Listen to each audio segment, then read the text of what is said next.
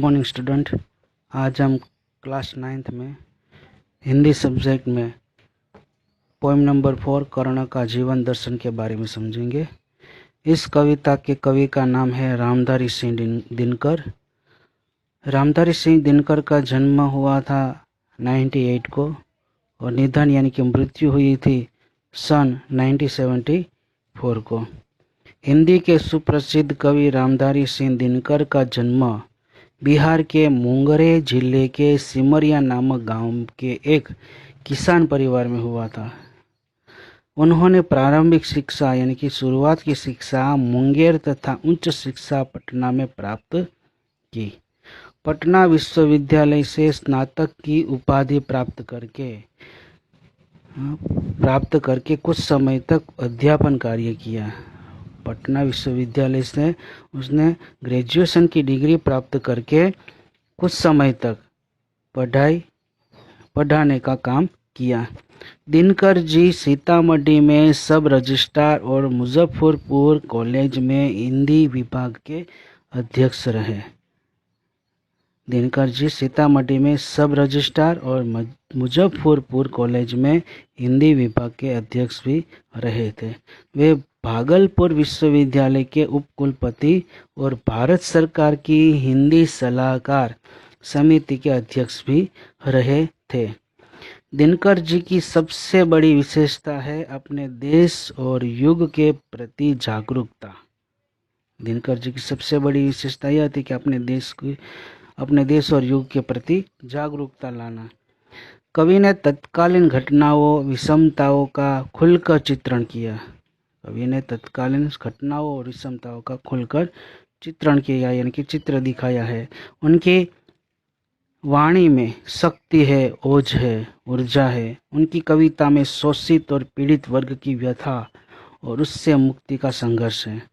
उर्वशी, रश्मिरथी, रेणुका, हुंकार, रसवंती, कुरुक्षेत्र उनकी काव्य कृतियाँ हैं। उर्वशी के लिए उन्हें सन 1972 का ज्ञानपीठ पुरस्कार मिला था। उर्वशी के लिए उन्हें सन 1972 का ज्ञानपीठ पुरस्कार मिला था। संस्कृति के 4 अध्याय उनका चिंतन ग्रंथ है। संस्कृति के 4 अध्याय उनका चिंतन ग्रंथ है, जिसे साहित्य अकादमी पुरस्कार से सम्मानित किया गया। अर्धनारीश्वर, मिट्टी की ओर आदि उनकी प्रमुख गद्य रचनाएं हैं। ये सभी उसकी प्रमुख लेसन है, मुख्य पाठ है। उनका कृतित्व गुणवत्ता और परिमाण दोनों दृष्टि से विपुल है।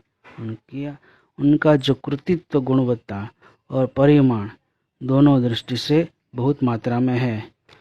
प्रस्तुत खंड काव्यांश में रश्मिरथी महारथी कर्ण के करुण किंतु भव्य जीवन की मीमांसा करने वाला खंड काव्य है। सारे अन्यायों को सहकर कर्ण जन्मजात महानता पर पुरुषार्थजन्य महानता की विजय चाहता है। अंत में जब पांडव श्रेष्ठ के रूप में सब कुछ प्राप्त करने का प्रलोभन सामने आता है, तब भी वह अविचलित रहता है और जिसने आज तक साथ दिया उस मित्र को किसी भी मोल पर छोड़ना नहीं चाहता। कर्ण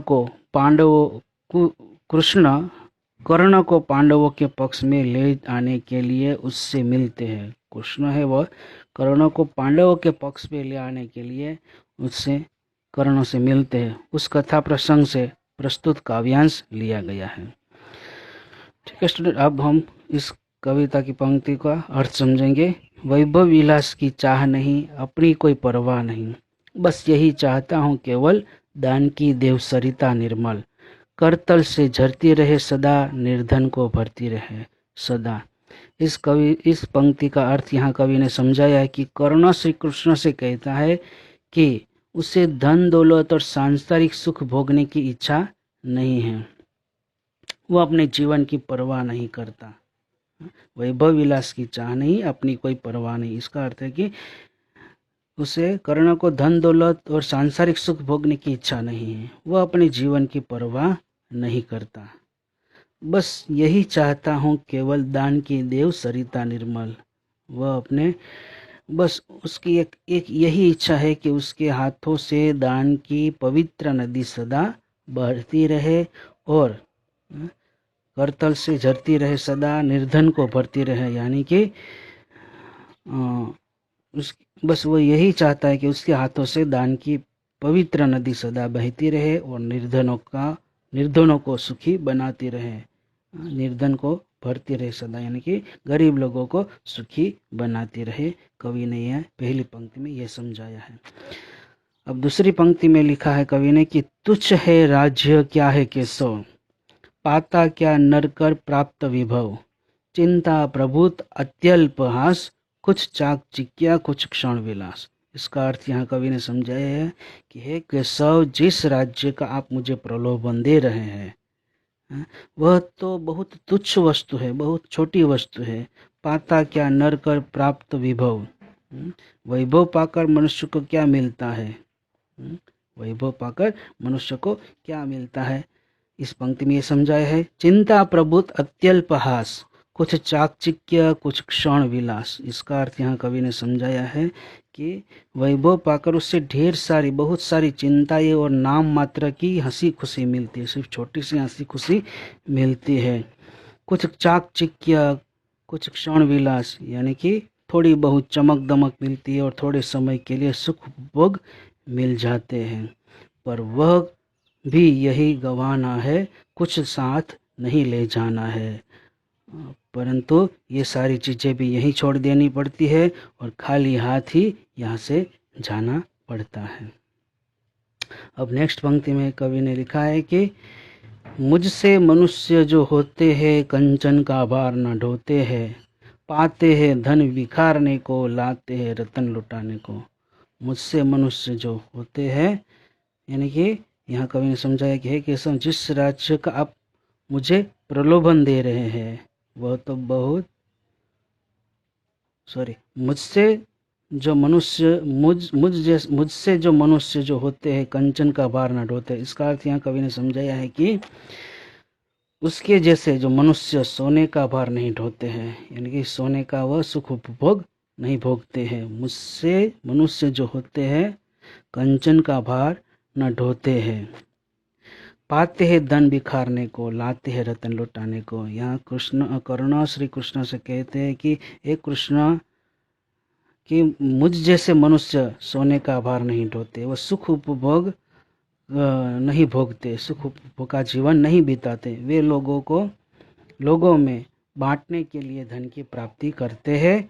उनकी बहुमूल्य वस्तुएं लोगों में बांट देने के लिए ही होती है। उसके पास जो भी संपत्ति होती है वह गरीबों को दान करते रहते हैं।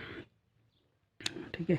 जग से न कभी कुछ लेते हैं, दान ही हृदय का देते हैं। उसका अर्थ है कि संसार से कभी कुछ नहीं लेते, दुनिया से कुछ नहीं लेते हैं, अपने हृदय का दान ही करते हैं और दुखियों पर दया करते रहते हैं। ये पंक्ति में कवि ने ये समझाया है। अब नेक्स्ट पंक्ति में कवि ने समझाया है, प्रासादों के कनकाभ शिखर, होते कबूतरों के ही घर, महलों में गरुड़ न होता है, कंचन पर कभी न सोता है, बसता वह कहीं पहाड़ों में, सेलों की फटी दरारों में। इस पंक्ति का अर्थ कवि ने यहाँ समझाया है कि प्रासादों के कनकाभ शिखर, प्रासादों के कनकाभ शिखर, होते कबूतरों ही के ही घर, यानी कि सोने जैसी चमक दमक वाले राजमहलों की चोटियाँ कबूतरों के ही घर बनती, यानी कि सोने के जो महल होते हैं उसमें कबूतर ही अपना घोंसला बनाती रहती है। ठीक है, वो सोने के महल इस कबूतरों के लिए होते हैं, वहाँ कबूतर निवास करते हैं। महलों में गरुड़ न होता, कंचन पर कभी न सोता। इसका अर्थ यहाँ कवि ने समझाया है कि गरुड़ पक्षी कभी महल में नहीं होता, वह स्वर्णिम बिछोने पर नहीं सोता। महलों में गरुड़ न होता है, कंचन पर कभी न सोता है। गरुड़ पक्षी है वह महल में नहीं रहता, वह स्वर्ण यानी कि सोने के बिछोने पर नहीं सोता। बसता वह कहीं पहाड़ों में, बसता वह कहीं पहाड़ों में, यानी कि उसका निवास पहाड़ों में ही होता है, वह पहाड़ों में ही बसता है, रहता है। सेलों की फटी दरारों में, पहाड़ों की फटी दरारों की ही उसका घर बनती है। पहाड़ों की जो फटी दरार है उसका ही वह घर होता है। अब नेक्स्ट पंक्ति में कवि ने यह समझाया है कि होकर समृद्धि सुख के अधीन, होकर समृद्धि सुख के अधीन मानव होता नित तपः क्षीण, सता किरीट मणिमय आसन करते मनुष्य का तेज हरण, नर विभव हेतु ललचता है, पर वही मनुज को खाता है। होकर समृद्धि सुख के अधीन, उसका अर्थ यहाँ कवि ने समझा है कि धन दौलत के सुख का गुलाम बनकर मनुष्य अपना तप तेज खो देता है। होकर समृद्धि सुख के अधीन मानव होता नित तपक्षीण, उसका अर्थ यहाँ कवि ने समझा है कि धन दौलत के सुख का गुलाम बनकर मनुष्य अपना तप तेज खो देता है। ठीक है, तप तेज खो देता है। सता किरीट मणिमय आसन करते मनुष्य का तेज हरण, राज पद मुकुट और मणियों से जड़े हुए सिंहासन मनुष्य के तेज को हर लेते हैं, मनुष्य के तेज को हर लेते हैं। नर विभव हेतु ललचता है, मनुष्य धन संपत्ति पाने के लिए ललचता है, पर वही मनुष्य को खाता है, पर यही धन संपत्ति उसे नष्ट कर देती है। ठीक है स्टूडेंट, यहाँ तक हम रखते हैं और अगला पेज अगले दिन समझेंगे हम।